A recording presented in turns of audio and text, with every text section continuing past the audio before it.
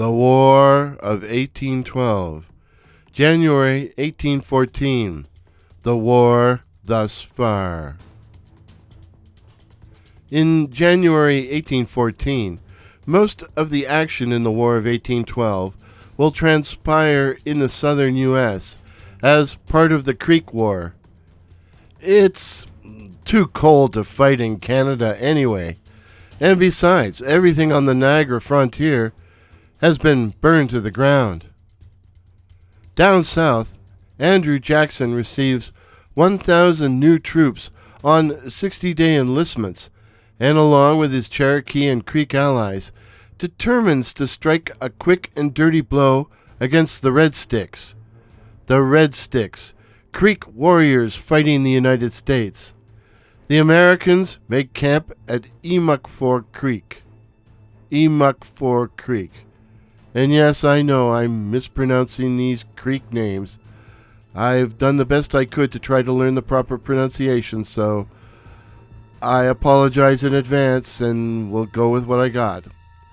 The Americans make camp at Emuckfor Creek, 3 miles north of the Red Stick stronghold of Horseshoe Bend, setting the stage for the Battle of Emuckfor, January the 22nd, 1814. Jackson warns his men to beware of a nocturnal assault, and early in the morning of the 22nd, the Red Sticks attack, but are driven off. Jackson loses 5 men killed, with 20 wounded, while the Red Sticks suffer 24 dead, wounded unknown. At dawn, Jackson sends General John Coffee to reconnoiter the Red Stick base, and he returns to report it to be firmly defended. Firmly defended. Too firmly. Too firmly for the Americans to attack. Shortly after Coffee's return, the Red Sticks mount an assault on the U.S. right flank, which Jackson rightly assumes is a feint. So when the main Red Stick attack comes on the left flank, the Americans are ready for them. The Red Sticks have adopted the two-pronged strategy, the two-pronged attack strategy that Jackson has successfully employed against them. Coffee is wounded during this second assault, and 4 American troops are killed.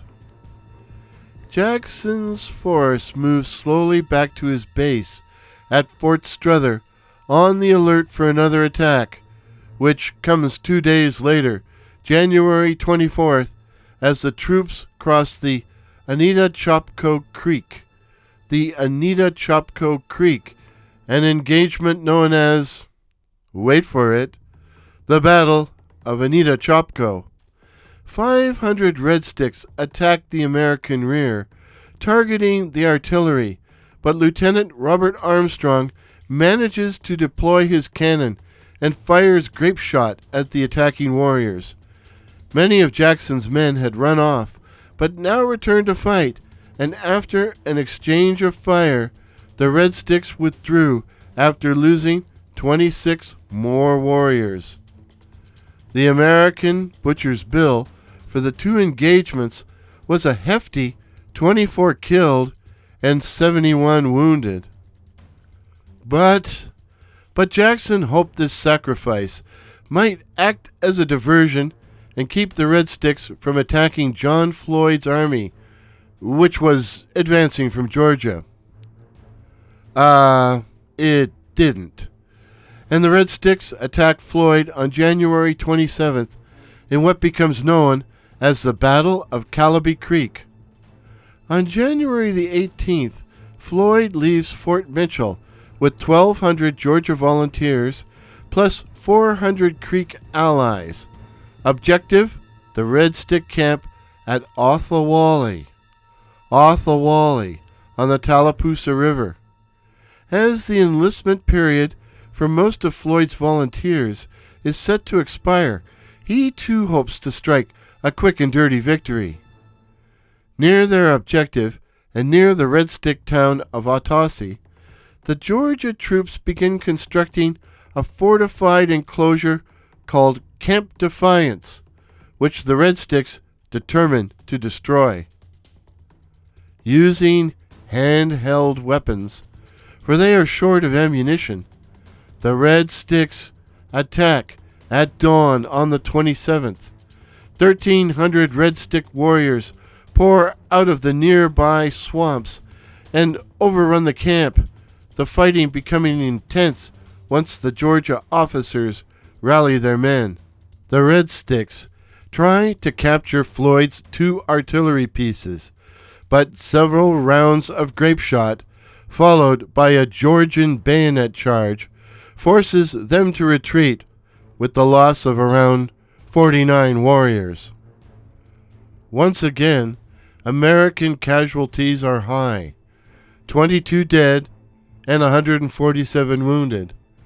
This will be the Georgians' last appearance in the Creek War, as Floyd's army will limp home and his men return to civilian life.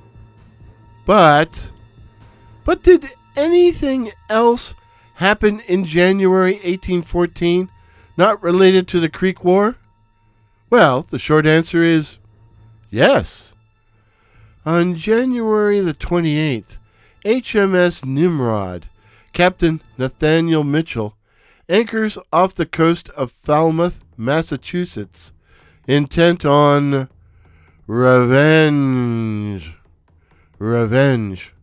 1 week earlier, Mitchell's crew had attacked an American sloop which had run aground off Falmouth, only to be fired upon by the local militia, and one of Mitchell's men died while another was wounded. Mitchell demands the surrender of a Nantucket sloop anchored in Falmouth Harbor, as well as the town's 2 3-pound brass cannon. But Captain Weston Jenkins told the British to come and get them. Specifically, "If ye want the cannon, come and get them, and we will give ye what's in them first." Well, at least he didn't say nuts. Sorry, wrong war. Mitchell gives the Americans 1 hour to evacuate women and children before he opens fire. During the subsequent bombardment, some 30 buildings will be damaged, and the Yankees will spend a sleepless night, awaiting a British landing, which never comes, as Nimrod sails off the following morning. I'll leave it to you, dear listeners, to determine if Mitchell had exacted his revenge on the people of Falmouth or not. Thus, January sees lots of action in the Creek/Red Stick War, plus a bombardment from the sea. But the frozen residents of the Niagara get a break from hostilities. Perhaps there really is nothing left to burn. Will February 1814 bring more of the same? Stay tuned.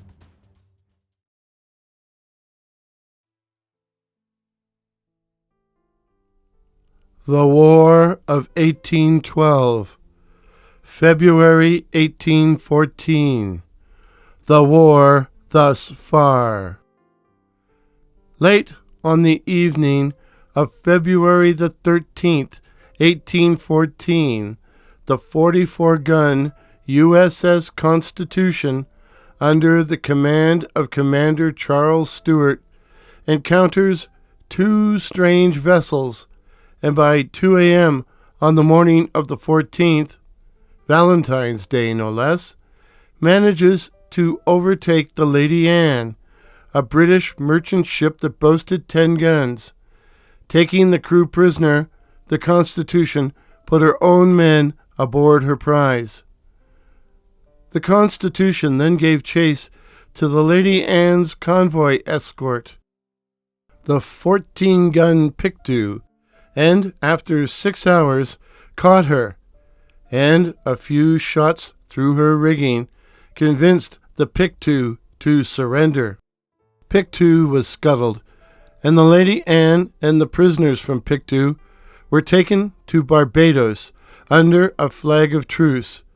The Constitution would capture and scuttle 2 more ships, the Phoenix on February the 17th and the Caroline or Catherine on the 19th, before returning and running the British blockade to arrive in Boston on April the 17th. But is that all that happened in the War of 1812 during February 1814? It is, according to my wonderful source, the unpublished The War of 1812, a chronology of the military actions 1812 to 1815 by D.R. Westhouse. But if you know of any other important events relating to the War of 1812 that took place in February 1814, please let us know in the comments below. There isn't much information about this encounter online, but Wikipedia says that Pictou was, quote, one of 5 British warships that Constitution captured or destroyed during the war, end of quote. On the USS Constitution Museum website, you can download a transcription of the Logbook of the United States Frigate Constitution, Charles Stewart, Commander, December 31st, 1813 to April the 3rd, 1814. What a cool feature! The entry for February the 14th, 1814 reads as follows, quote, first part, fresh breezes and clear weather. At 11 p.m., discovered 2 sail on our lee bow, standing to the southward. Warship and stood for them. At 12, one of them burnt 2 blue lights as a signal. At 2 a.m., brought to the ship with a musket. She proved to be the lovely Anne from Bermuda, bound to Suriname, loaded with lumber, fish, and flour. Took out the crew and manned her.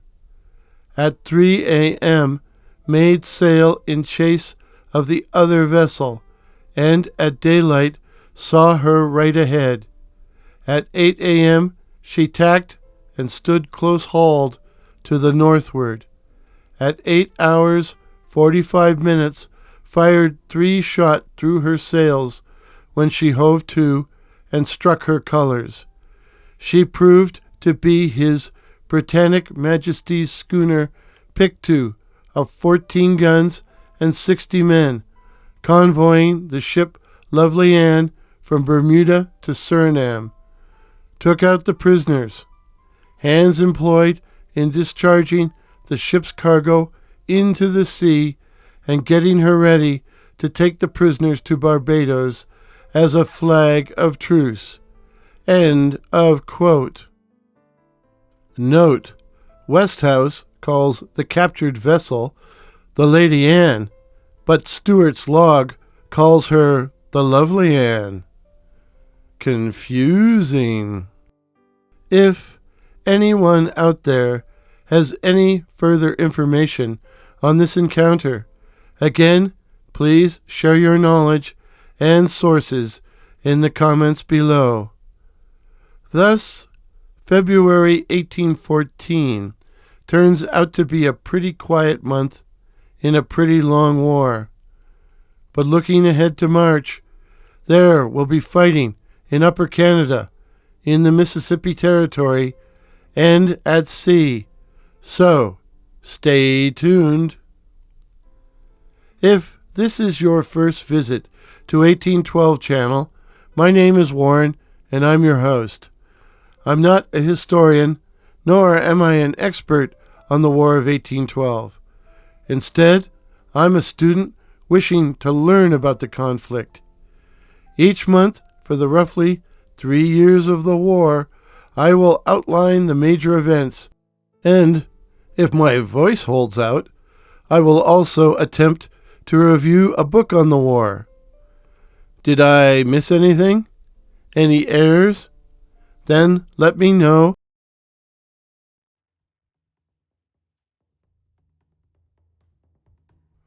The War of 1812. March 1814. The war thus far. March sees the arrival of spring, and as a result, March 1814 sees military action return to Canada while fighting continues in both the Creek War and at sea. On March the 4th occurs the engagement that has gone down in history as the Battle of the Longwoods. Following the Battle of the Thames, which took place in October 1813, the defeated British retreated, while the victorious Americans withdrew, as the enlistment period for most of their troops was about to expire. This resulted in a 200-mile no-man's land stretching from the Detroit River to Burlington Bay, where a guerrilla war was fought out by Americans and Canadians. In late February, an American force of 165 men under Captain Andrew Hunter Holmes was sent into no man's land with the objective of destroying the British base at either Port Talbot or Delaware on the Thames. By March the 2nd, they are 15 miles from Delaware, but the British know of their presence, and on the morning of the 4th, they skirmish with Canadian Rangers under the command of William Caldwell. To dispatch the Americans, an Allied force of 240 men is dispatched, consisting of British regulars from the 1st Royal Scots and the 89th Regiment, plus Caldwell's Rangers, Kent Militia, and native warriors, all under the command of Captain James Basden of the 89th. Unfortunately for Basden and his men, Holmes had constructed a defensive abattis, or abattis, take your pick. An abattis, which Wikipedia defines as, quote, defenses made of felled trees and branches, end of quote. Sort of the War of 1812 version of barbed wire. Holmes had constructed this defensive abattis atop a hill overlooking a bridge over the nearby 12-mile creek. This location, along the Longwoods Road, between the present-day towns of Wardsville and Melbourne, Ontario. Upon his arrival at 5 p.m. on March the 4th, Basden launched an immediate attack on the American position, unaware the enemy was protected by the abattis, while Caldwell's Rangers enjoyed some success in flanking the American position. A direct frontal assault by the men of the 1st and the 89th ends in disaster. Basden is wounded, while Captain David Johnston of the Light Company of the 1st Regiment is killed a mere 10 feet from the American position. The British were forced to withdraw, having suffered 14 killed, 51 wounded, 1 wounded prisoner, and 1 missing in action. American casualties were 4 dead and 5 wounded. No, that's 3 wounded. Read your script, Warren. Still, in a way, the British had succeeded in their objective, as Holmes decides that the Allies were too strong and went back to Detroit. But as the British later abandoned their outpost at Delaware, maybe the Yanks were successful after all. Another inconclusive result in this most inconclusive of wars. An engagement of greater historical significance took place on March the 27th, when the Battle of Horseshoe Bend effectively ended the Creek War between the Americans and the Red Stick Warriors, militant Creek warriors fighting to preserve their traditional way of life. The name Red Sticks derived from their red-painted war clubs. Horseshoe Bend was a fortified creek town which held 1,000 warriors, plus 350 women and children. It was a strong defensive position, and to take it, Major General Andrew Jackson had assembled a force of 3,300 men, consisting of East Tennessee militia, plus regulars from the 39th Infantry and Creek and Cherokee allies. Jackson and his chief lieutenant, John Coffee, followed their usual strategy of encircling the target to prevent any Red Sticks from escaping. The battle commenced at 10:30 a.m.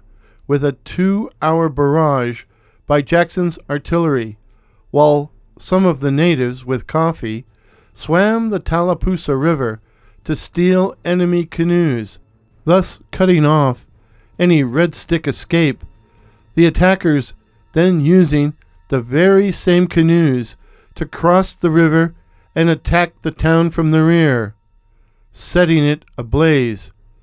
Seeing the smoke, Jackson's men stormed the position, and after an intense fight, forced the Red Sticks to retreat, where they were slaughtered by Coffee's men.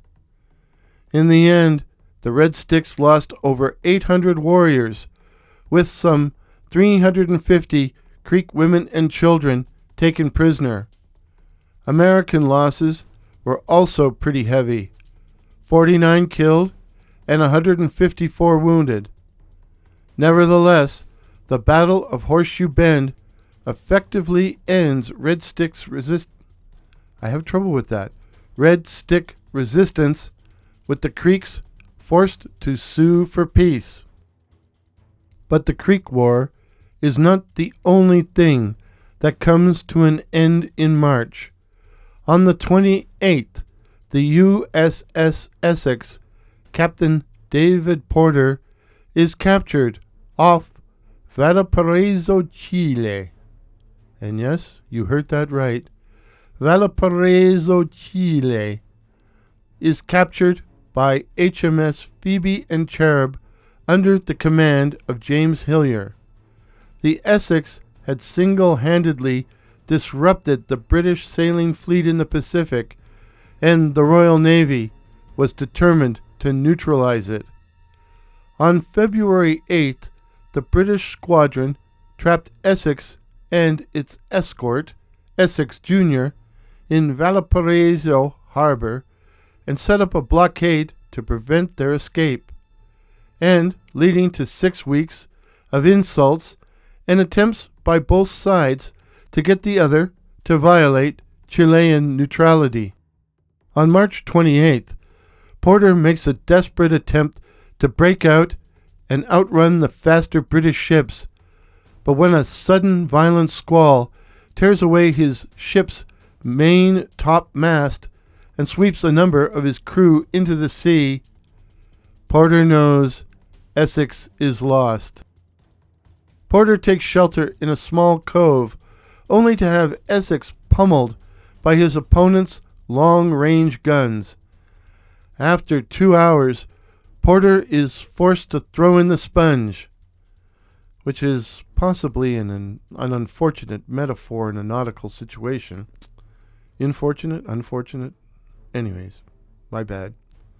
The Americans suffer 60 killed, 62 wounded, and 31 missing, some of whom drowned trying to swim to the nearby shore. British casualties: 5 dead, 10 wounded. The remains of the Essex are taken to port for repair, while the Essex Jr. is disarmed and takes the paroled American prisoners back to the States. Finally, on March the 30th, Canada is once again invaded. this time by a force of 4,000 men under the infamous Major General James Wilkinson, who might best be described in such period terms as rascal and scallywag. The American objective is the British position at La Colle Mills, just north of the New York-Quebec border, site of a previous battle on November the 20th, 1812. So, please see my November 1812 video. On November the 20th, 1812, when the U.S. invaders were driven off by a small force of Canadian militia and Mohawk warriors.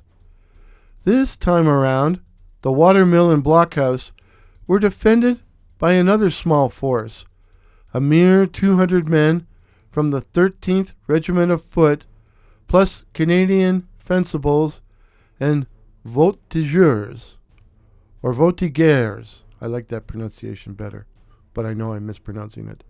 Voltigeurs, all under the command of Major Richard B. Hancock. Wilkinson planned to destroy the blockhouse with artillery, but is unable to bring up his heaviest piece, an 18-pounder, when its carriage breaks. The defenders put up a spirited defense, which included a bayonet charge, an assault on the American artillery, the firing of unnerving Congreve rockets, and shelling by Royal Navy gunboats situated at the mouth of the nearby La Colle River. Wilkinson contemplates a full-out assault on the British position, but decides he doesn't have the necessary strength. And, after 3 hours of fighting, the invaders withdraw. And, on April 11th, Wilkinson joined the long line of unemployed American generals. The butcher's bill?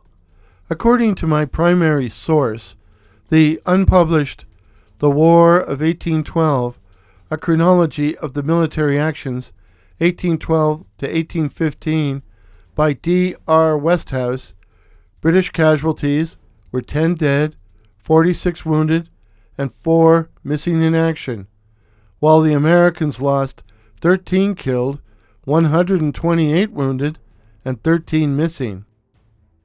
Wikipedia gives rather different figures. British/Canadian, 61 dead, 44 wounded, 4 missing, with the Americans losing 254 killed, and again 128 wounded, and 13 missing. Either way, these are substantial figures for a small and largely forgotten engagement. Thus, March 1813 sees war return to Canada, but the end of the Creek War, the end of USS Essex, and the end of James Wilkinson. Still, it's only spring. Bet the war heats up as the days become warmer.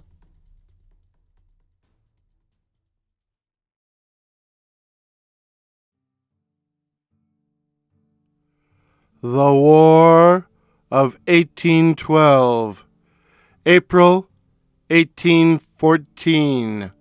The war thus far.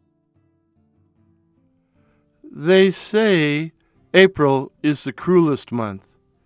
If that is so, an April during wartime must be among the cruelest Aprils of all. Strangely enough, in this April 1814, all the action of the War of 1812, all the action in the War of 1812, takes place at sea, or at least on the water. Perhaps all the armies are worn out. In April, the British sloop Borer, B-O-R-E-R, under the command of Captain Richard Coote, anchors off Saybrook Bar, at the mouth of the Connecticut River on a search and destroy mission. On April 8th, 136 British sailors and Marines, guided by an American turncoat, head upstream in 5 boats armed with swivel guns and carronades to burn the shipping town of Portapog or Pettipog, now known as Essex, Connecticut, and a known nest of privateers, privately owned warships that had been preying on the British. Arriving in force at 4 a.m., the invaders will burn 26 ships with a value of $200,000, which, according to the site CTGENWEB, CTGenWeb, was, quote, the greatest financial loss suffered by the American side during the War of 1812, end of quote. The British will make the locals an offer they can't refuse. They will spare the town if the residents keep out of their way. At 11 a.m., they depart with booty, which includes a large quantity of West Indian rum, plus the brig Anaconda and the sloop Eagle, both privateers, as prizes. But the tide and contrary winds slow their escape and allows an increasing number of Americans to harass them from shore. Captain Coote is politely asked to surrender, but politely declines. But before his men can reach the safety of the borer, he is forced to burn the 2 privateers and loses 2 men killed and 2 wounded. But I bet they kept the rum. April the 20th, which is Hitler's birthday, by the way, sees the end of the frolics of the sloop USS Frolic, which was under Commander Joseph Bainbridge, younger brother of the more famous American sailor William Bainbridge. Frolic had been frolicking between Florida and Cuba when it came to the attention of 2 British ships, the 36-gun frigate HMS Orpheus and the 12-gun schooner HMS Shelburne. And at 7 a.m., the British ships gave chase. Knowing he couldn't outgun them, Bainbridge attempts to outrun them to Cuba, but the British ships are too fast. The Americans cut away their starboard anchor and toss their portside guns and even small arms overboard in an attempt to lighten the ship, all to no avail. By 2 p.m., the race is over, and the captured Frolic will spend the next 5 years in Royal Navy service as HMS Florida. This cruel month ends with the capture of the British brig Epervier, or Epervera. Now, I know I'm mispronouncing that, and since apparently it means sparrowhawk in English, I will now refer to the boat as the Sparrowhawk. This cruel month ends with the capture of the British brig Sparrowhawk, Commander Richard Wales, by the American ship Peacock. A Sparrowhawk versus a Peacock. By the American ship Peacock, Master Commandant Lewis Warrington, off the coast of Florida. Captain Wales is escorting a convoy when the Peacock approaches, and he takes immediate action to put his vessel between the American ship and his charges. Action begins at 10 a.m. and lasts for 40 minutes until Wales is forced to surrender. The British ship has 45 holes in her hull and 5 feet of water in her hold, while damage to the Peacock is largely confined to her rigging. The British lose 8 dead and 15 injured, some 20% of her crew, while the Americans suffer only 2 men slightly wounded. But, before the Peacock can strut, she and her prize are spotted off the coast of Amelia Island, Spanish East Florida, by 2 enemy vessels. Warrington sends the Sparrowhawk to St. Mary's, Georgia, while he led the attackers south to draw them away from his prize. In the end, the Peacock and the Sparrowhawk will both meet up safely at Savannah. The Epervier, or Epervera, or Sparrowhawk, was carrying $118,000 in coin. Wow. I hope the crew of the Peacock saw some of that. But, in addition to these conflicts at sea, other important events are taking place offstage. On April the 14th, the U.S. repeals both the Embargo Act and the Non-Importation Act. A detailed explanation of these measures is above my pay grade, but simply put, they were economic attempts by the United States to force Britain to stop impressing her seamen and respect her neutrality.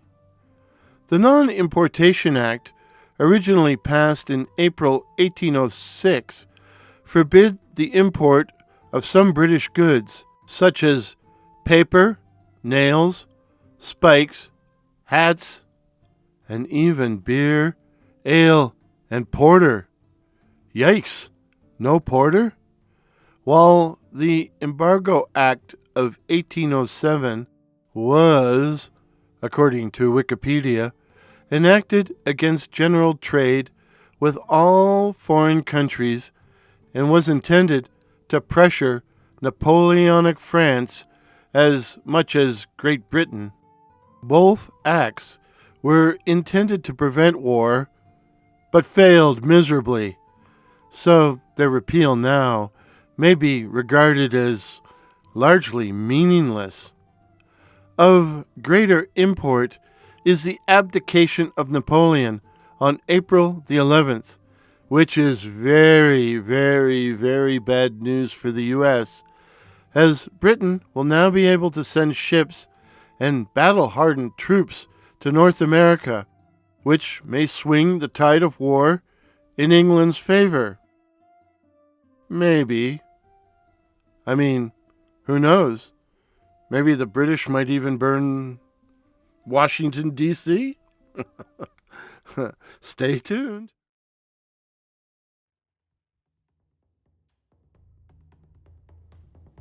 The War of 1812. May 1814. The war thus far.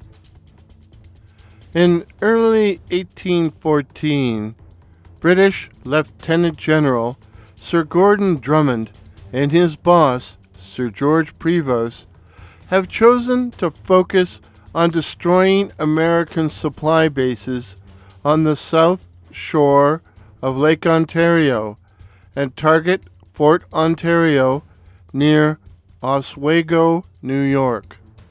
Oswego, New York. An abortive amphibious assault on May the 5th is called off due to stiff resistance, but on May the 6th, Commodore Sir James Yo's squadron arrives and provides artillery support as 1,200 men swarm ashore and advance up a steep hill to take the fort after 10 minutes of heavy fighting. The British lose 18 dead and 73 injured, whilst the retreating Americans suffer 6 killed, 38 wounded, with 25 taken prisoner.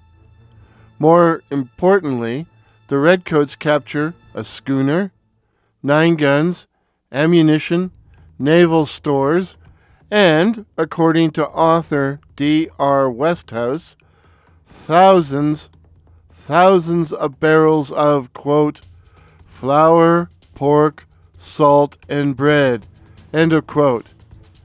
And, to add insult to injury, they burn and trash the fort. But unfortunately for the British, the prize they really wanted, shipbuilding supplies headed for Sackett's Harbor, New York, were hidden inland at Oswego Falls. So in the end, Drummond, Prevost, and Yeo only achieved a mission kinda, sorta accomplished. As Sir George Prevost was contemplating an invasion through the Lake Champlain region, Royal Navy Captain Daniel Pring led a small squadron of 20 vessels to the mouth of Otter Creek in preparation for an attack on the plan's greatest obstacle, the American flotilla and shipyard up Otter Creek at Vergennes, Vermont. But the Yanks knew they were coming. On the morning of May the 14th, 8 British row galleries, 8 British row galleys, and a bomb ship anchored at the mouth of the creek. But alas, the American commander, Commodore Thomas MacDonough, had beefed up his shore battery in anticipation of the coming assault. After a spirited exchange of fire, the British withdraw, having suffered 1 killed and 2 wounded, while the Americans had 3 wounded.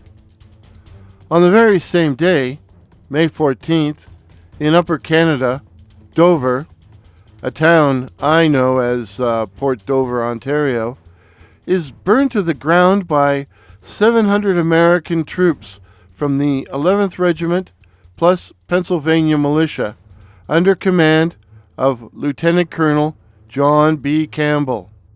The Americans, who crossed Lake Erie aboard 6 schooners to destroy supplies of grain and local mills, lay waste to homes, businesses, and livestock from Dover to Turkey Point in supposed revenge for the British burning of Buffalo on December the 30th, 1813. An angry Sir George Prevost contacts the American government to learn if they had authorized the raid and asks Vice Admiral Alexander Cochrane to start burning American seaboard towns in retaliation. In fact, the later burning of Washington may have been partially inspired by the burning of Dover. A United States Court of Inquiry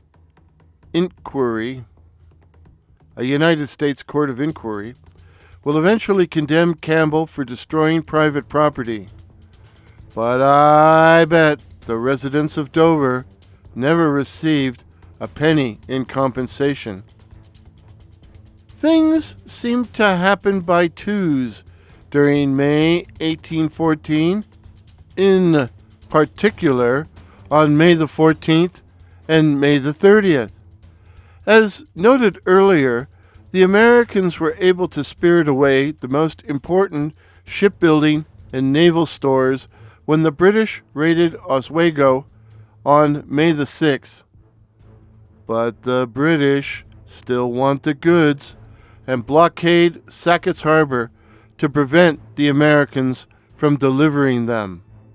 The Americans come up with a plan to deliver the supplies to a point near Sackett's Harbor, from where they can be carried overland, and on May the 30th, 19 boats carrying what Westhouse calls, quote, cannon and cable, end of quote, set out from Oswego.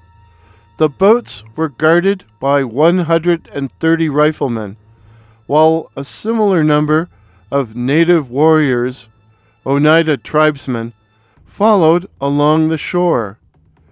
Dense fog forced the little flotilla to put in at Big Sandy Creek, but one boat was lost and then captured by the British, alerting them to the American presence and leading them to send a force of gunboats up the creek, which finds itself up a creek from an American ambush.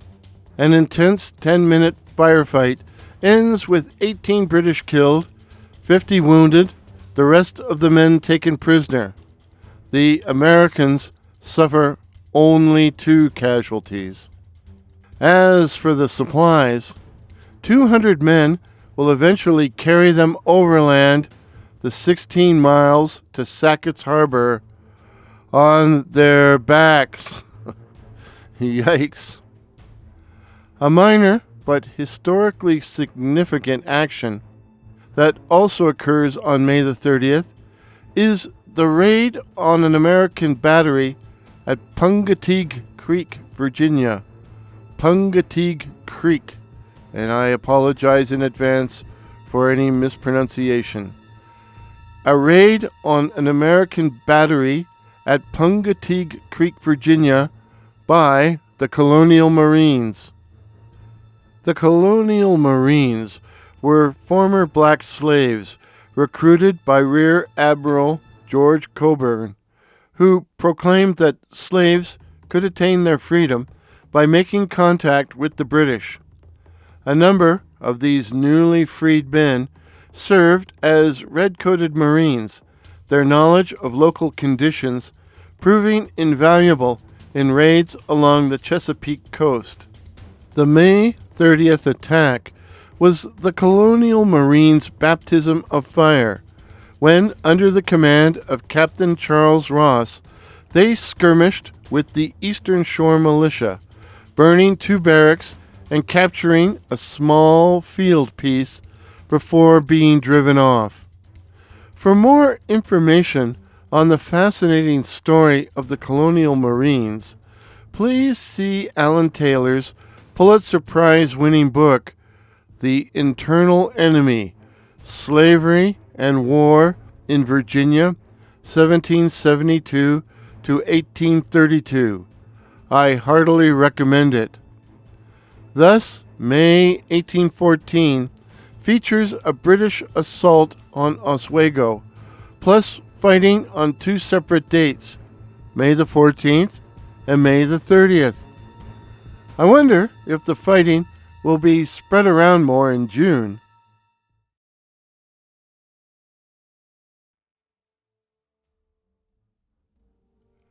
The War of 1812. June 1814. The war thus far. A lot of action in the War of 1812 during June of 1814 will take place in the Chesapeake Bay area and begins June 1st with the Battle of Cedar Point. British Captain Robert Barry was sent by Rear Admiral George Coburn to search the western side of the bay from the Potomac to the Patuxent, from the Potomac to the Patuxent River.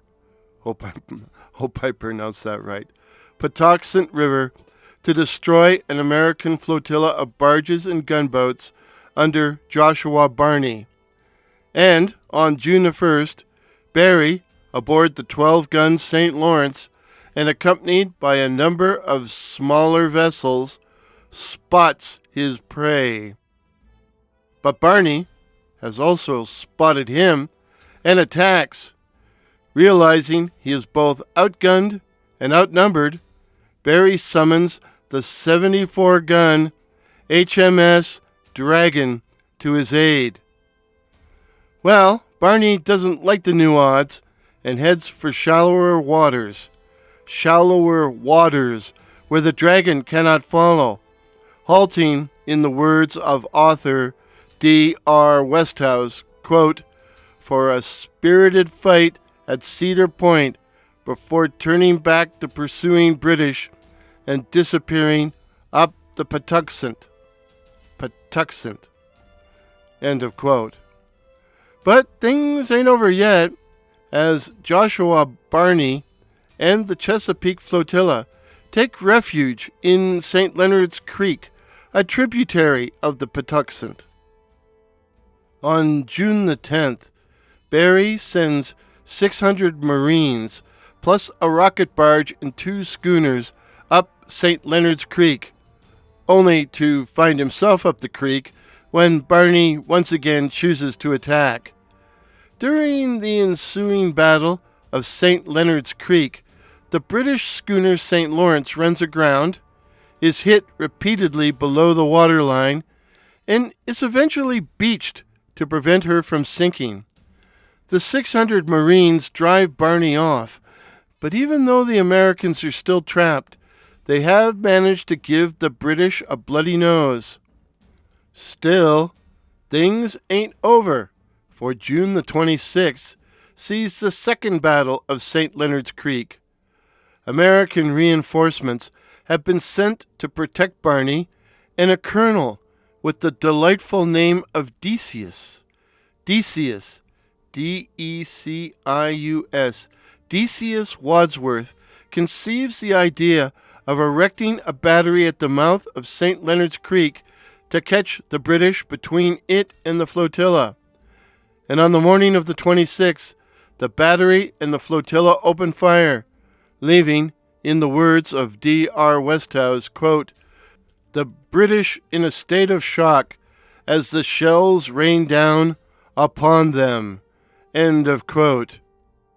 2 British frigates, Lore and Narcissus, are so badly damaged that British commander Captain Thomas Brown has no choice but to withdraw to the mouth of the Patuxent, while Barney escapes St. Leonard's Creek and heads up the river in the opposite direction. So, it's finally over. For now. Still, in this last engagement, the British suffer only 1 wounded, while the Americans have 4 killed and 7 injured. We shall be seeing Joshua Barney again. So what else happened in June 1814?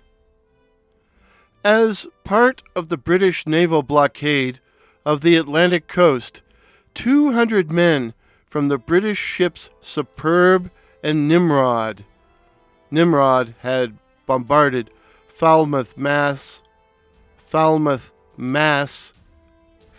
Massachusetts in January 1814.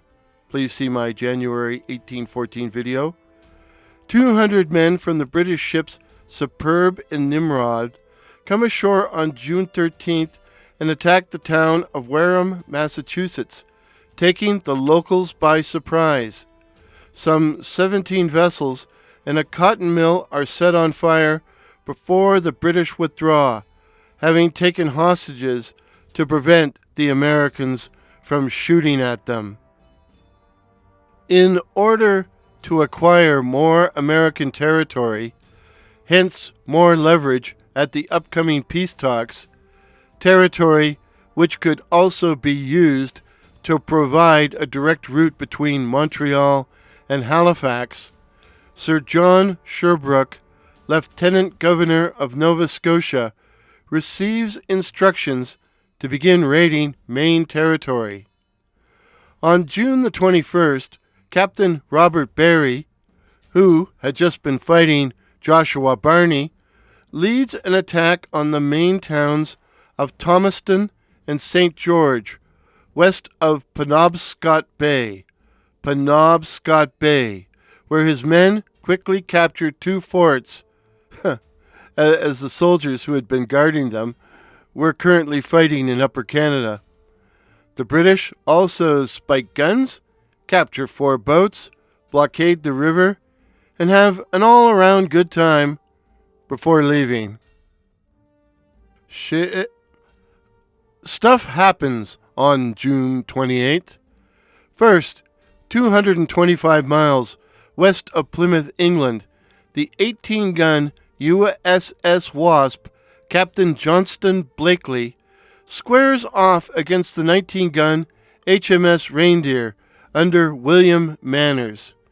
In the intense half-hour fight, the ships quickly made contact, and despite dying from severe wounds, the heroic Manners encouraged his men to board the Wasp, only to have the crew of the Wasp board the Reindeer. The Americans lose 5 dead, 21 wounded, while the British suffer 25 killed and 42 injured. After the British crew is taken off, the Reindeer is set on fire, and within a few hours, it explodes. Secondly, June the 28th sees the combat death of Lieutenant Colonel Benjamin Forsyth, commander of the American Riflemen, at Odelltown, Lower Canada, which is present-day Quebec. The riflemen had been sent to the Plattsburg area to entice enemy troops onto American territory, where they could be ambushed. It was in such an ambush on the 28th that Forsyth, a veteran of York and other battles, was shot and killed. In fact, he was the only American casualty, while the ambushed Canadian and native force lost 17. Thus, June 1814 sees action along the Chesapeake, the invasion of Maine, and the death of brave men like William Manners and Benjamin Forsyth. As June turns into July and the days get warmer, the War of 1812 is about to heat up, especially on the Niagara frontier. Stay tuned.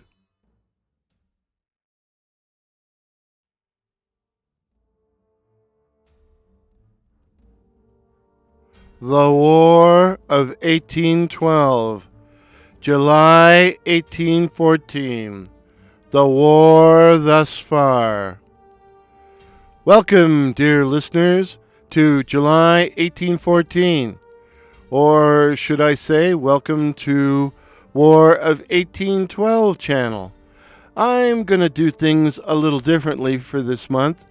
A lot of things happened in July 1814, including two major battles.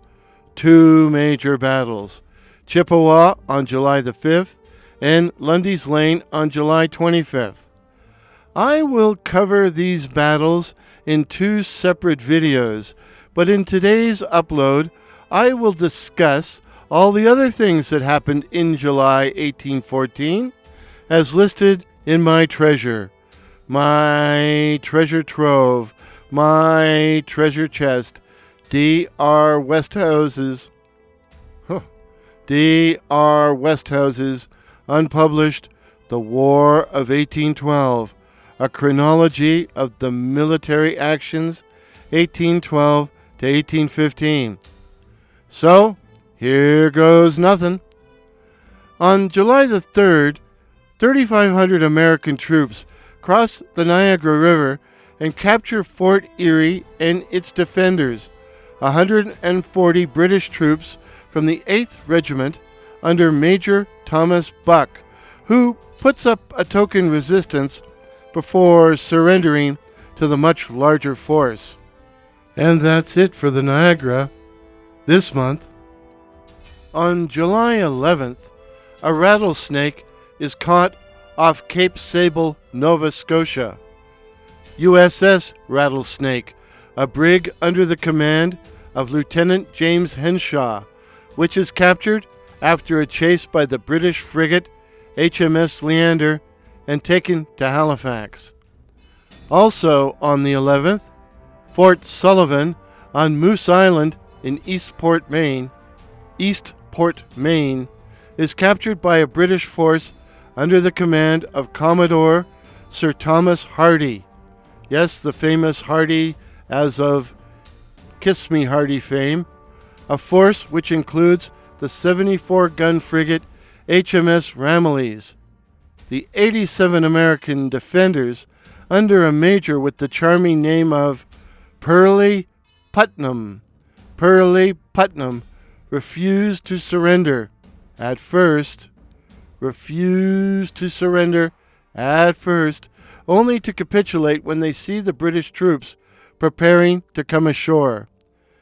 The invaders changed the name of Fort Sullivan to Fort Sherbrooke in honor of the Lieutenant Governor of Nova Scotia, Sir John Sherbrooke, with an E, and after the war's end, the two sides, British and American, will haggle over the territory until 1818, when it reverts to the U.S. July the 12th sees the call of two different American sirens. The first, a brig under command of Lieutenant N.J. Nicholson, is captured off the coast of South Africa, following an 11-hour chase by the British ship Medway, Captain Augustus Brine, which is a damn good name for a sailor. According to D.R. Westhouse, the British treated their American captives with contempt, robbing them and eventually dumping them ashore near the Cape of Good Hope, where they lived in deplorable conditions for 8 months before being shipped to England at war's end. In the other incident, the 6-gun, some accounts say 7 guns, American privateer siren chased and captured the 4-gun British cutter Landrail, this action occurring in the English Channel. But British gunnery must have been superior, as the Americans suffered 3 dead and 15 wounded, while the English side had only 7 injured. The Landrail will later be recaptured by the British. On July 14th, we see a mini engagement off Portsmouth, New Hampshire, when the U.S. gunboat 88, under sailing master George Clement, captures the tender HMS Tenedos, and I apologize for my mispronunciation, Tenedos. Taken prisoner are a 2nd lieutenant, 2 midshipmen, and 10 sailors and marines. I have been unable to find any further information about this incident, so if anyone out there knows anything about it, please share your knowledge in the comments. Action now shifts to the Old Northwest. On July 17th, a force of 500 native warriors plus 150 Michigan fungables. No, not fungables. Fencibles. 150 Michigan fencibles, and Mississippi volunteers under command of Lieutenant Colonel William McKay arrives at Fort Shelby at Prairie du Chien on the upper reaches of the Mississippi, present-day Prairie du Chien, Wisconsin, and he demands the fort surrender. The American defenders, 60 men from the 7th U.S. Infantry Regiment under Lieutenant Joseph Perkins, initially refuse. Hey, where have we seen this movie before? This is like the 3rd time this video. But by the 19th, the garrison is out of both water and ammo, and Perkins throws in the towel.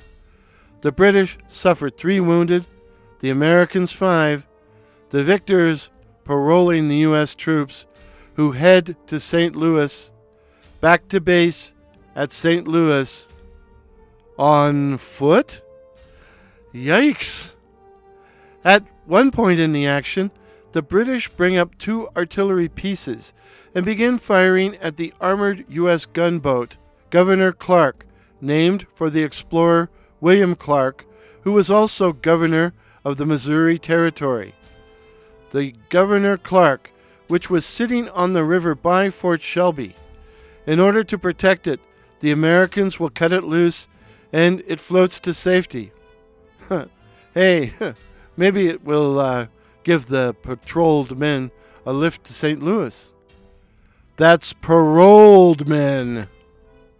On July 20th, an American force under Lieutenant Colonel George Croghan, in the words of D.R. Westhouse, quote, "the hero of the siege of Fort Stephenson," end of quote, burns Fort St. Joseph. Fort St. Joseph on, you guessed it, St. Joseph's Island, the fort having been previously abandoned by the British. On July 21st, just off St. Joseph's Island, the Northwest Fur Trading Company vessel Mink, now that's an appropriate name for you, is captured by the U.S. Navy while on its way to Fort William, present-day Thunder Bay, to deliver a cargo of furs. Sailing aboard Mink, U.S. troops under Major Andrew Hunter Holmes and Lieutenant Daniel Turner head up the nearby St. Mary's River to destroy Northwest Company stores. Above the rapids, the Americans find the Northwest ship Perseverance, which had been set ablaze to prevent it falling into Yankee hands. Yankee hands. The Americans extinguish the fire, only to find the ship too damaged for use. So they wind up burning it. The invaders then burn everything down, including the village of Sault Ste. Marie, and liberate 4 small boats and a quantity of native trade goods. July 21st also sees the Battle of Campbell's Island. Note, Wikipedia says this action took place on July 19th. During the previously mentioned surrender of Fort Shelby, the armored U.S. gunboat Governor Clark escaped down the Mississippi. The British have the fort and want the boat, so Lieutenant Colonel McKay sends a force of several hundred native warriors to catch it, a force under command of the famous chief Black Hawk. At the same time, a relief force of 120 under Major John B. Campbell were heading upriver in several large boats. Near an island north of the rapids at Rock Island River, Campbell's boat ran aground in severe weather. Trapped by the high winds, Westhouse says Campbell, quote, set his troops to making breakfast. Alas, they had uninvited guests, Black Hawk and friends. In the ensuing firefight, many Americans are hit and Campbell's boat is set afire. But the timely arrival of the Governor Clark and the other expedition boats will succeed in evacuating the survivors. But Campbell loses 12 dead with 23 injured. By the way, the island where all this happened is now known as, surprise, surprise, Campbell's Island. You were expecting Gilligan's Island? No, Campbell's Island. So, dear listeners, this is what was going on in the War of 1812 during July 1814, outside of the Niagara. But D.R. Westhouse also notes that the Royal Navy mounted a whole series of diversionary summer raids during July and August in the Chesapeake Bay area. Their objective? To draw American troops away from the capital region. But surely they're not going to attack Washington. That would be incredible.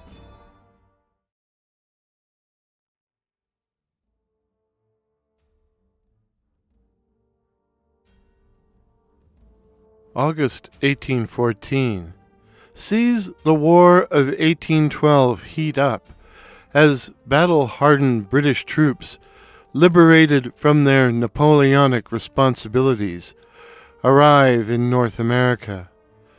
But August also sees the beginning of peace negotiations in the Belgian city of Ghent. On August 9th, the Creek people will also sign a peace treaty with the U.S. August 3rd, the siege of Fort Erie begins with a preliminary British raid on Black Rock. Due to the significance of this prolonged battle, I plan to cover it in a separate video. Honest. Yeah, I will. I will. Honest. Stay tuned. August 4th, the Americans try to retake Fort Mackinac, which had been captured by the British on July the 18th, 1812, one of the first actions in the war. The American flotilla had arrived July the 24th, having stopped to destroy the British fort on St. Joseph's Island, as well as the trading post at Sault Ste. Marie. At first they tried to force a surrender through a naval bombardment, and when that doesn't work, spend days trying to find the right spot to land troops. So British commander Lieutenant Colonel Robert McDougall of the Glengarry Light Infantry knows they're coming and is ready for them. The Americans under Colonel George Croghan walk into an ambush with British troops in front, while Allied native warriors haunted the woods on both sides of the Yankee advance. Unable to flank the British, Croghan chooses discretion over valor and withdraws, having lost 13 dead, 48 wounded, and 2 captured. The British suffered only a few casualties. Among the U.S. dead is Major Andrew Hunter Holmes, hero of the Battle of Longwoods.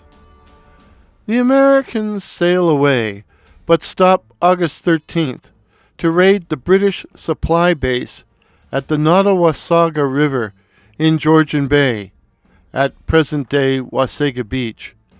Attacking the 14th, they destroy a blockhouse and the Nancy, a privately owned cargo vessel in British service. And I hope they didn't poop on the beach, too. August 9th, the Royal Navy attempts to raid the village of Stonington, Connecticut, but are driven off following an artillery duel with the doughty inhabitants, the British sailing away August 13th after losing 21 killed and 50 wounded. On August the 14th, the British occupy Pensacola, that's right, Florida, to keep it out of American hands, setting up a future conflict with Andrew Jackson. But after Fort Erie, the most important thing to happen in August 1814 was the burning of Washington by the British. The campaign begins on August the 15th, when British Rear Admiral George Cockburn raids a factory on St. George's Island, Maryland. His purpose? To show Vice Admiral Alexander Cochrane and Major General Robert Ross that the Americans won't fight. And the Americans don't fight, and the factory is burned without a shot fired. And Cochrane and Ross are convinced to go on the offensive, which begins at 2 a.m. on the 19th, when the British land at Benedict, Maryland. Always have trouble saying that. Maryland. Proceeding up the Patuxent River, that's another word I have trouble with, Patuxent River, they encounter no resistance. In fact, the only Americans that worry them are the Chesapeake flotilla under Commodore Joshua Barney, which they find at Pig Point near Upper Marlborough on the 22nd. Alas, the discovery blows up in their faces. Having held off the British as long as they could, Barney and his men burned their boats to keep them from British clutches. Out of 17 ships, only one failed to burn and explode. Barney's men then set out for Bladensburg, Maryland, to help defend the capital and see action 2 days later at the Battle of Bladensburg, August the 24th. The American commander at Bladensburg, Brigadier General William Winder, may not have been America's worst 1812 general, but he was certainly an unlucky one. If his name seems familiar, it's because he was one of the 2 American generals captured at Stony Creek, the other being John Chandler. Winder didn't have a lot to work with, and interference by Secretary of State James Monroe, of the Monroe Doctrine fame, doesn't help, but he makes a number of his own mistakes, such as failing to destroy the bridge over the east arm of the Potomac River, allowing the British to cross. At first, the Redcoats take serious casualties, but cross the bridge, and when they cross, the Americans, to use a Civil War term, skedaddle, leaving the door to Washington open. The only serious resistance is provided by Joshua Barney and his men, who, along with some Marines, man 2 artillery pieces along the main road to the capital and managed to hold the British back for a time until the sheer number of redcoats forced them to pull back. Barney, wounded in the thigh and suffering from blood loss, surrenders. Both General Ross and Admiral Coburn. Gosh, I'm having trouble with my voice today. Admiral Coburn will praise him for his gallantry. The British will enjoy a fine meal at the White House before putting it to the torch.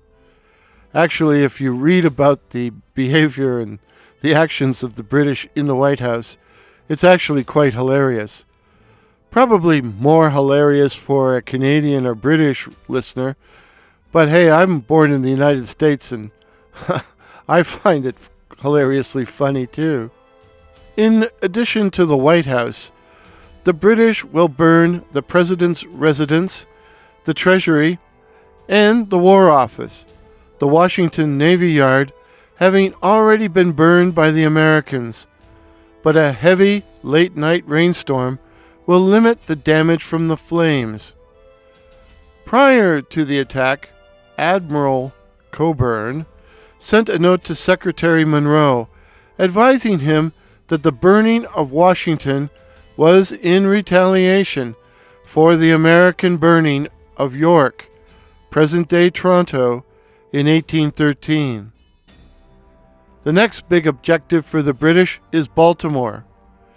2 diversionary naval forces had been sent earlier to draw troops away from Washington.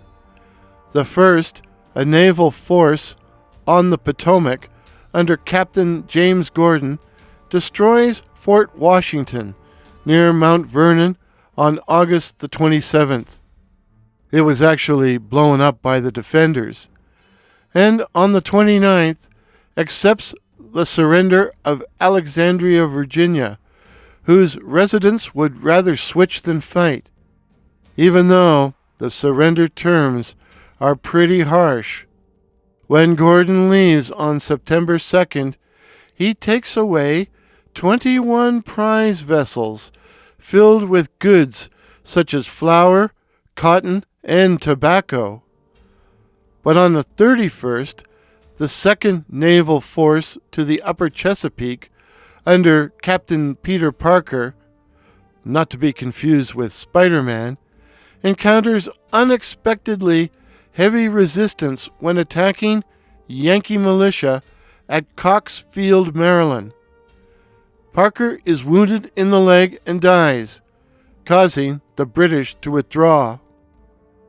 Thus, the busy month of August 1814 sees the beginning of the Battle of Fort Erie, the burning of Washington, the British failing to take Stonington, and the Americans failing to retake Fort Mackinac.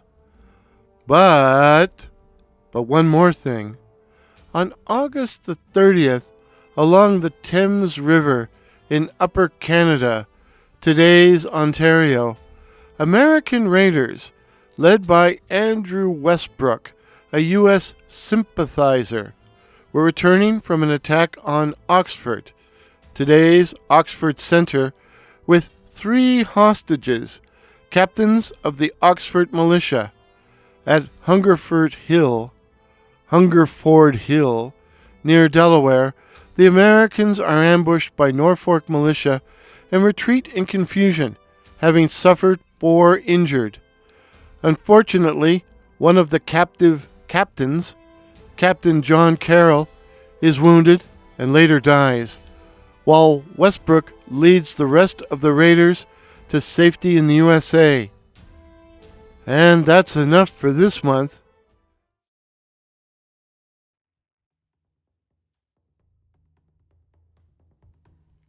The War of 1812. September 1814. The war thus far. September 1814 sees 2 major battles in the War of 1812, the Battle of Plattsburg and the Battle of Baltimore.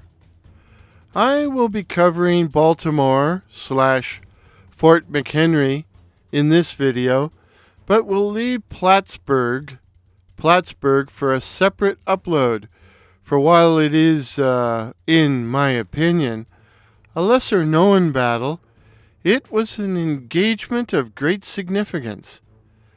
In today's upload, I will discuss all the other things that happened in September 1814, almost said 1812, September 1814, as listed in my treasure, D.R. Westhouse's unpublished The War of 1812, A Chronology of the Military Actions, 1812 to 1815. So here goes nothing. Much of September's action focuses on Maine, which the British hoped to conquer to provide a land link between the colonies of New Brunswick and Lower Canada, present-day Quebec. On September 1st, a British flotilla arrives off Castine, Maine, site of Fort Madison, a 4-gun redoubt. The commander, Lieutenant Andrew Lewis, who has 40 regulars plus 100 volunteers, fires a token shot, spikes his gun, and then blows up the fort before retreating. The British have the fort, but what they really want is the Adams, an American frigate undergoing repairs in Hamden, Maine. Captain Robert Barry and Lieutenant Colonel Henry Johns lead a force of 700 to take the ship. On September 3rd, in fog and rain, the British break through the American defenses, losing 1 man, the Americans 30 to 40. But in the end, they lose the prize, as the Adams is blown up by its crew before it can be captured. The British chase the local militiamen to Bangor, where they demand the town's unconditional surrender. Machias, the last remaining American stronghold, surrenders on September the 11th. The British will remain in the area until Maine is returned to the U.S. as part of the Treaty of Ghent. But border issues between Maine and New Brunswick will linger till the 1840s. Following the burning of the schooner Nancy at the mouth of the Nottawasaga River on August the 14th, the ship's commander, Miller Wolseley, and crew traveled in open boats all the way to Mackinac Island, arriving on the 31st. They traveled from Wasaga Beach to Mackinac Island in open boats. Unbelievable! Learning that the ships that helped destroy the Nancy, the Tigress, and the Scorpion are in the vicinity of St. Joseph's Island, Miller and Lieutenant Andrew Bulger of the Royal Newfoundland Regiment set out to take them. On September 3rd, USS Tigress is taken while at anchor in Detour Passage, and on the 6th, the British used the captured schooner to take Scorpion. The Nancy is revenged. After the burning of Washington, the next big target for the British, Cockburn, Cochrane, Ross and Company, is Baltimore. On the morning of the 12th, at North Point, at the mouth of the Patapsco River, Ross begins landing troops for an assault on the city, while Cochrane's fleet sallies forth to assault Fort McHenry. Ross and Cockburn set out with the British light troops to reconnoiter the American position and encounter an advance force of the 3,200 men under the command of General John Stricker. Whilst directing troops, Ross is shot from his horse and fatally wounded. Colonel Arthur Brooke assumed command and ordered an immediate assault, but Stricker's men largely hold until driven back to the city by the sheer weight of British numbers. That night, the British camp out on the battlefield. The Americans have lost 24 dead and 139 wounded, with 50 taken prisoner. The Redcoats, 46 killed and 295 injured. But their greatest loss was General Robert Ross. The attack resumed at dawn the next morning as Admiral Cochrane's ships began bombarding Fort McHenry. On land, Colonel Brooke finds the Americans hidden behind entrenched and well-fortified positions, and as Cochrane had advised him not to attack unless sure of success, he chooses discretion over valor, and at 2 a.m. on September 14th, having learned of Cochrane's failure to reduce the fort, Brooke orders a retreat, but they leave their campfires burning to fool the Yanks. As for the Royal Navy, Cochrane's fleet began to bombard Fort McHenry at dawn on the 13th, a bombardment that would continue until 7 a.m. on the 14th, during which time they fired over 1,500 rockets and shells, but were unable to inflict any serious damage. Return fire by the Americans was also ineffective, but prevented the British ships from drawing closer to the fort, where the naval guns might have been more lethal. In the end, the Americans lose 4 dead and 24 wounded, but gain a national anthem. Lawyer Francis Scott Key had gone to the British on September 7th to secure the release of William Beans, whom they had arrested, and while he was successful, both Key, Bean, and a third man, Colonel John Stuart Skinner, were retained in British custody to prevent them giving any information on the forthcoming attack to their fellow countrymen. As a result, they had front row seats for the bombardment of Fort McHenry, which inspired Key to write a poem he called The Defense of Fort McHenry. Set to the tune of an English drinking song, To Anacreon in Heaven, you all know it better as the Star-Spangled Banner, which became the American national anthem in 1931. Thus, the British failed to take Baltimore. They failed to take Plattsburg, too. September wasn't turning out to be a good month for the British Army or Royal Navy. That must have been one of those delayed shells. So what else happened? On September the 1st, the USS Wasp sinks HMS Avon and makes a narrow escape when attacked by other British vessels. The Wasp itself will be lost at sea, its last contact with a Swedish ship, October 9th, after which it vanishes. Late in the summer of 1814, Major Zachary Taylor led an American force of 350 men to retake Fort Shelby at Prairie du Chien in today's Wisconsin. Early on September 5th, they are ambushed by a British and native warrior force of over 1,000 while at anchor off Credit Island at the mouth of the Rock River.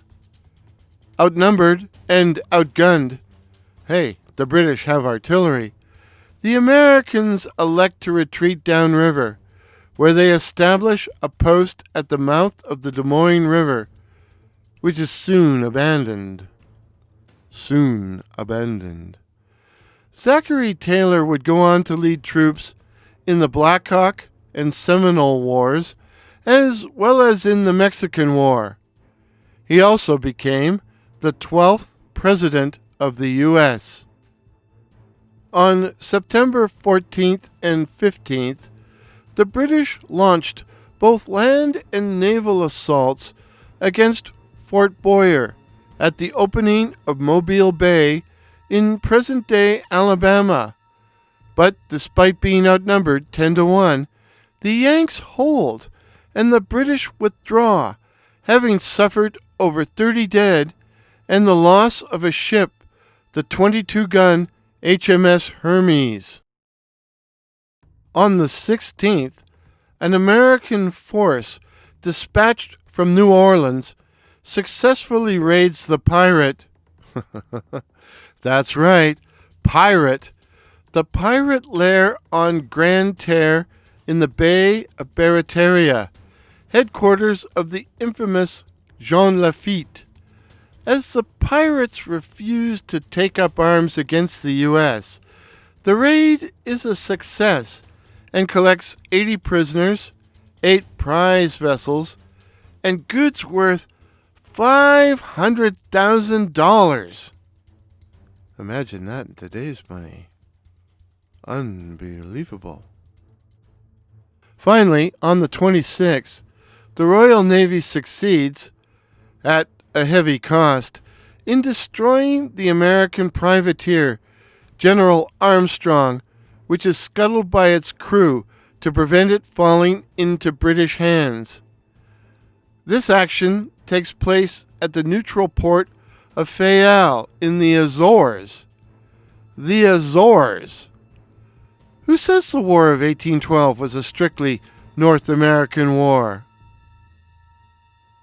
Thus, September sees British setbacks at Plattsburg and Baltimore. Please stay tuned for my upcoming video on Plattsburg, which I will publish as soon as I am able.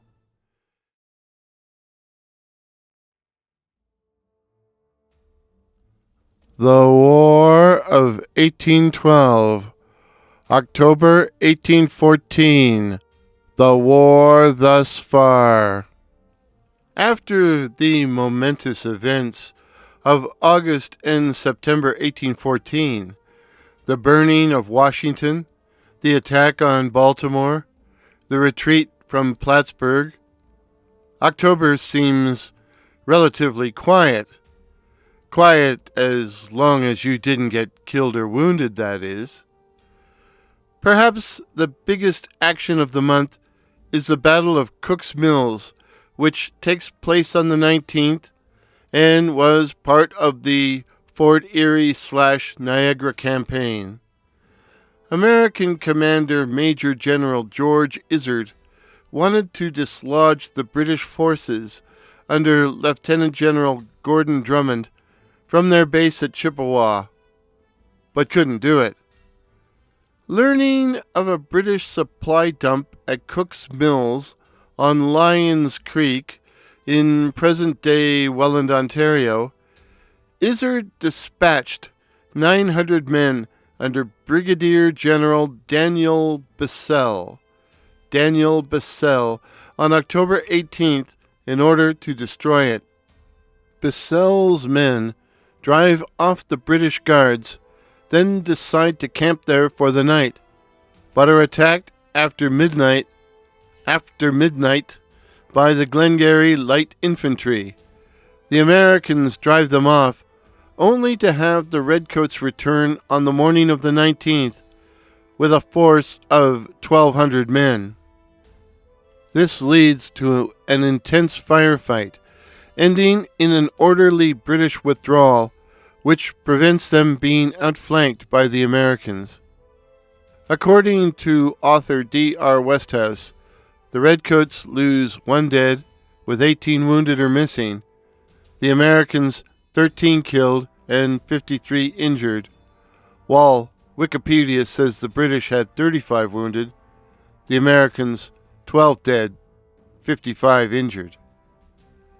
After destroying 200 bushels of grain, the Yanks head back to Fort Erie, which the Americans abandoned on November 5th, ending the Fort Erie campaign and the last U.S. invasion of Canada. For now, haha. But what else happened? On October the 4th, a British force of 3,000 Royal Marines and men from the 21st and 44th Regiment landed at the head of the Coen River, C-O-E-N, the Coen River, in search of Yankee militia, said to be at Virginia's Northumberland Courthouse. According to D.R. Westhouse, the soldiers and Marines failed to locate the militiamen, but were attacked on their way back to their ships and lose 1 killed and 2 wounded. However, an article entitled "The Militia of Northumberland County" says that half of the 3,000 Redcoats drove off the militia, whilst the other half were landed further up the Potomac River to cut them off, which they failed to do. The article states, quote, "The British did seize 30 to 40 strands of arms, ammunition, slaves, and stock, and burned the furniture of a number of families.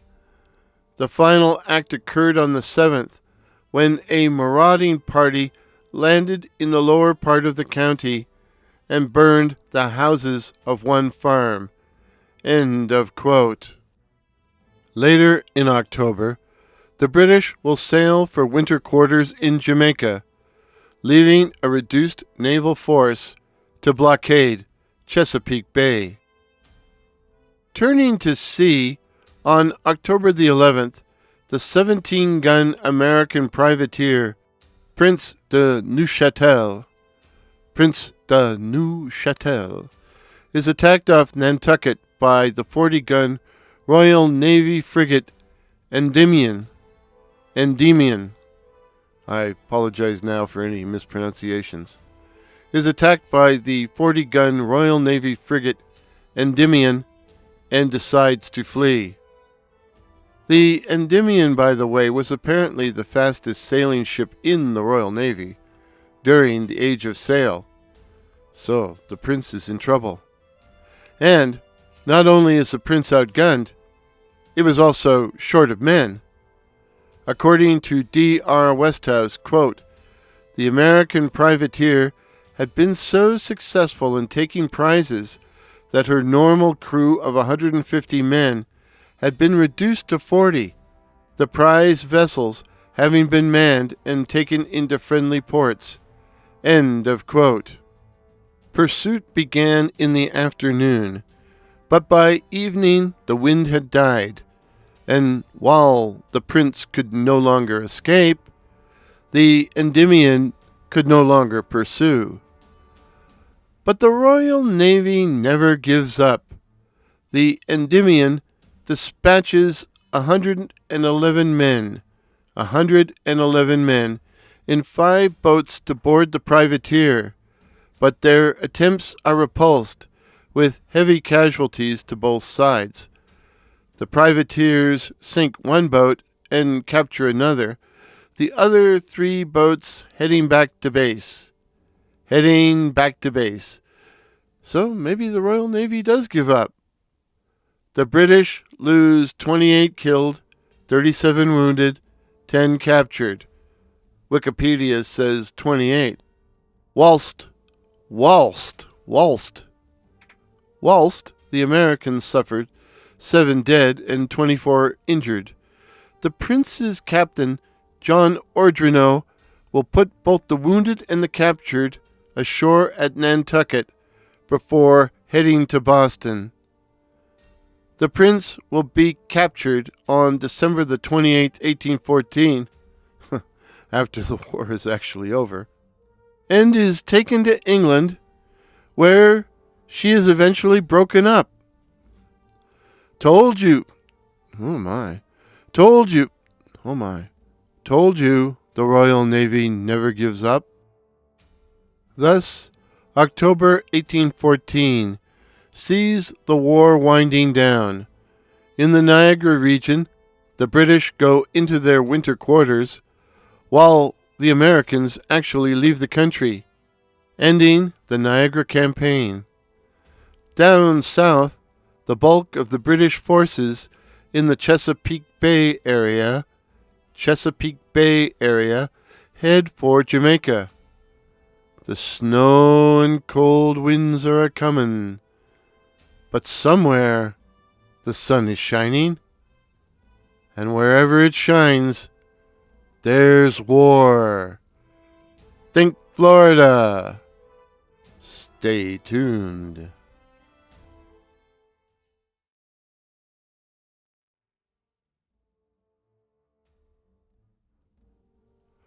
The War of 1812.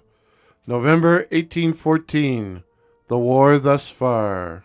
Now, November is typically the start of general winter in both Canada and the northern United States, so you might think that the big action in the War of 1812 will take place down south, in some place like Florida. And you'd be right. Sort of. Perhaps the most important thing that happened in November 1814 is that the Americans blow up Fort Erie on November 5th. November the 5th. Please to remember the 5th of November. The Americans blow up Fort Erie on November 5th and leave Canada to return to the United States, ending the last American invasion of Canada. For now. But they're still fighting in Upper Canada, i.e., present-day Ontario, so I guess it's not that cold yet. Been rainy, though. American Brigadier General Duncan MacArthur had been on a rampage through the western part of Upper Canada, the area I call Sowesto, southwest Ontario, with a force of 720 Ohio and Kentucky volunteers, plus Rangers, plus Native allies. He plans to head for either Burlington Heights or Fort Erie, but learns of a roadblock at the Grand River Ferry at Brant's Ford, i.e. Brantford. Said roadblock was 100 men, regulars, militia, and native warriors, all under Major Adam Muir of my old regiment, the 41st Foot. Muir destroys the ferry, then stations his men on a bluff on the far side of the river. On November the 6th, the two sides skirmish. MacArthur, in the words of historian D.R. Westhouse, thinks it imprudent imprudent to attempt to ford the river, which is swollen from recent rains. Learning that Fort Erie had been abandoned, MacArthur leaves a small force to keep Muir honest and sets out with the bulk of his men to confront Lieutenant Colonel Henry Bostwick. I always have trouble with that name. Bostwick and his militiamen at Malcolm's Mill later that same day. At Malcolm's Mill, near present-day Oakland, Ontario. I know, where's that? Well, Google it, I did. Actually, it's in Brant County, south of Brantford. At Malcolm's Mill, Lieutenant Colonel Bostwick commanded a force of 400 militia, made up of men from the 1st Oxford, 1st and 2nd Norfolk, and 1st Middlesex. Knowing he was outnumbered by the Americans, who were on horseback, he had his men dig in along the side of a creek after destroying the bridge across it. It was a good defensive position, but the Americans were able to cross the creek downstream, outflanking the militia and quickly driving them from the field. According to Wikipedia, the militia lost 18 dead, 9 wounded, with 126 taken prisoner, while MacArthur lost 1 dead and 6 hurt. In the aftermath of this engagement, which Westhouse says is the last battle of the war fought in Upper Canada, MacArthur headed for home, i.e. Detroit, as he had nowhere else to go, certainly not Fort Erie, but he made sure to wreck a lot of stuff on his way out. In addition to the final departure of the Yanks from Canada, the other major event of November 1814 is the occupation of Pensacola in Spanish Florida, where the British had set up a base of operation. The Americans were concerned that the British were arming Creek warriors who had fled to the territory in the aftermath of the Creek War, and they believed the Spanish governor had done nothing to stop it. Following the end of the Creek War, Major General Andrew Jackson had set up headquarters at Mobile in present-day Alabama. On November the 6th, he arrived at Pensacola with 4,000 men, including General John Coffee. After the Spanish governor, Gonzales Manrique, refused to surrender the town, Jackson determined to storm it the next day. As Jackson's men were camped to the west of the town, both the Spanish and the British, whose fleet was at anchor in Pensacola harbor, expected an attack to come from that quarter. On the 7th, a small force attacked from the west as a diversion, while the bulk of Jackson's men encircled the town and stormed it from the east, forcing the governor to capitulate after a short fight. By midnight of the 7th, the Americans controlled both the town and all its fortifications, with the exception of Fort Barracas, also known as Fort San Carlo de Barracas, which remained in British hands. According to Westhouse, Barracas was the strongest of the fortifications and, quote, controlled any movement in the area, end of quote. Jackson planned to attack the fort next day, but in the early hours of November the 8th, Barracas was blown up by the British, who departed, sailing off to set up a base on the Apalachicola River. The Apalachicola River. Try saying that one fast 6 times. Apalachicola, Apalachicola, Apalachicola, Apalachicola. It's tough. With the fort gone, Jackson returned the town to the Spanish and left. The Battle of Pensacola was the only battle in the War of 1812 fought in Spanish territory. The Butcher's Bill? Wikipedia lists the casualties as American, 7 killed, 11 wounded.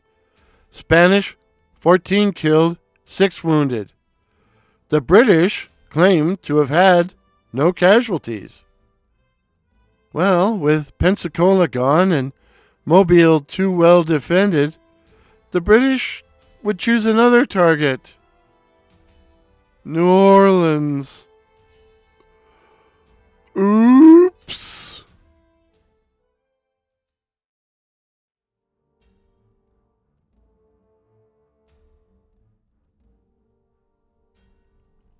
The War of 1812. December 1814. The war thus far. December 1814 will witness the British preparing for their assault on New Orleans in what will probably be the greatest battle of the War of 1812. I know that's debatable, so debate me in the comments below. But what else happened? On December 2nd, a British naval force under Robert Barry, which included 3 companies of escaped slaves serving as colonial marines, raid Tappahannock in Essex County, Virginia. They depart on the 4th after damaging property, blowing up a tannery, and burning 2 jails, the customs warehouse, and the courthouse. The raiders also disturbed the burial vault of the locally prominent Ritchie family. On December 6th, the British will skirmish with Virginia militia near North Farnham Church before returning to their boats. According to historian D.R. Westhouse in his unpublished The War of 1812, a chronology of the military actions 1812 to 1815, quote, "Gone were the days of large-scale invasions. The British once again were confining themselves to small-scale daytime attacks, this latest being the last." End of quote. On December 8th, British forces began arriving at the mouth of the Mississippi in preparation for the assault on New Orleans. As currents and prevailing winds made it hard to ascend the Mississippi, the Redcoats determined to attack via Lake Borgne. Alas, according to Westhouse, the lake's shallow entrance was guarded by 5 gunboats, a sloop, and a schooner under the command of a lieutenant with the wonderful name of Thomas Ap Catesby Jones. Thomas Ap Catesby Jones. To destroy this force, the British send a flotilla of 42 barges and launches, i.e. rowboats, under Commodore Nicholas Lockyer. On December 13th, Jones dispatches the 1-gun schooner USS Seahorse, that's 2 words and not to be confused with HMS Seahorse, 1 word. The 1-gun schooner USS Seahorse under Sailing Master William Johnson to destroy a catch of supplies at Bay St. Louis. British Commander Lockyer sends several launches to stop him. Seahorse is initially under the protection of 2 shore guns and fights it out for a while, but convinced that British reinforcements are on the way, Johnson scuttles Seahorse and sets fire to the stores, which explode.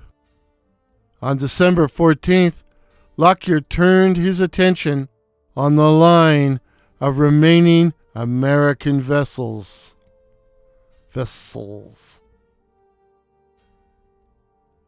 Early on, at 9:20 a.m., the sloop USS Alligator is cut off by a few British rowboats and captured. The main battle commences at 10:39 a.m., and while the Americans put up a spirited defense, they were forced to surrender after 2 hours of heavy fighting. According to Westhouse, the Yanks lose 10 dead, 35 wounded, and 86 captured. British casualties were 17 killed and 77 injured. The British will take the 5 captured U.S. gunboats into service as Lake Borgne now belongs to them. Following the Battle of Lake Borgne, the British fleet anchored at Cat Island and began landing troops for the assault on New Orleans. With the help of locals, the British found a path of attack through the Bayou Bienvenu. The first redcoats landing near the Valère plantation on December 23rd, where they captured 30 members of the Louisiana militia under Major Gabriel Valère, who was taken unaware. Hey, that rhymes. Under Major Gabriel Valère, who was taken unaware. Unaware. Not underwear. Unaware. Enough. But Gabriel wasn't done yet. As British General John Keane arrived with 1,600 men, Gabriel escaped. Apparently, he jumped out a window and made his way to New Orleans, where he alerted Major General Andrew Jackson, who quickly mobilizes all available men. At 7:30 p.m., the American schooner USS Carolina bombarded the British camp with grape shot, while Jackson's men attacked from both left and right. 2 hours of hand-to-hand combat is eventually called off on account of fog, with serious casualties on both sides. The Americans, 24 killed, 115 wounded, 74 MIA. The British, 46 dead, 167 hurt, and 64 missing. But Jackson has stalled the British advance. For now. On Christmas Day, 1814, Major General Edward Pakenham arrived to take command of the British forces. Pakenham determined to destroy the Carolina, which continued to harass his men. To counter the threat, Pakenham had a series of secret batteries built along the levee, with cannon taken from the ships of the fleet. At dawn on the 27th, the British give the Carolina a warm welcome by firing red-hot shells that soon set the vessel alight. The American crew abandoned ship, rowing for the opposite shore, the Carolina eventually blowing up. On December 28th, Pakenham decided to test the American defenses with a 2-pronged reconnaissance in force. One prong, under General Keane, proceeded along the river, while the second prong, under Major General Samuel Gibbs, advanced nearer the swamps to attack the American left. General Keane's men come under seriously heavy fire, including shots from the sloop Louisiana out on the Mississippi, and while General Gibbs has more success and almost breaches the defenses on the American left, Pakenham is forced to call the whole thing off. The British commander had been surprised to find the Yanks dug in behind formidable defensive works, and decides he will need the help of heavy guns from the Royal Navy. The Americans lose about 20 killed, the British around 50. 3 days of terrible weather will now stall fighting until the new year, 1815. Oh, and in Belgium on Christmas Eve, the British and the Americans signed the Treaty of Ghent to bring the war to an end. But it won't be over. It won't be over until both sides ratify the terms. Think February. Now, normally at this point I would say, stay tuned, but today I want to talk briefly about the future of this channel. Policy changes at the studio where I make my videos may limit the number of bookings I can make, which could well reduce the number of uploads I make for 1812 channel. As a result, I made this video, although I really wanted to do more research, but I also wanted to finish 1814 while I still can. I'm currently looking for solutions to these problems, and I hope that things will work out going forward. But for right now, please stick with me and stay subscribed. I'm committed to this project and don't intend to give up. When the barrage lifts, cheers.